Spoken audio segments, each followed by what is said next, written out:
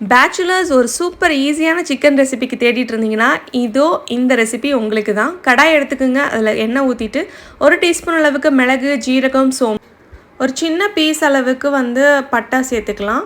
அதுக்கப்புறம் 3 கிராம்பு, 3 ஏலக்காய், அது கூட நம்ம உரிச்சு வச்சுருக்க 10 சின்ன வெங்காயம், 2 தக்காளி இதெல்லாம் வதக்கிட்டு நம்ம மிக்சியில் ஆறின பிறகு அரைச்சிக்கலாம். இப்போ அதே கடாயில் எண்ணெய் ஊற்றிக்குங்க.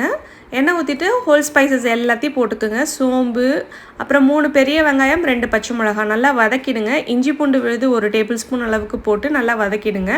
1 கிலோ அளவுக்கு நாட்டுக்கோழி எடுத்திருக்கேன். இதையும் போட்டு நல்லா வதக்கின பிறகு நம்ம மசாலாலாம் சேர்த்துக்கலாம். மிளகாத்தூள் உங்கள் காரத்துக்கு தகுந்தாப்பில் ஏற்றிக்குங்க.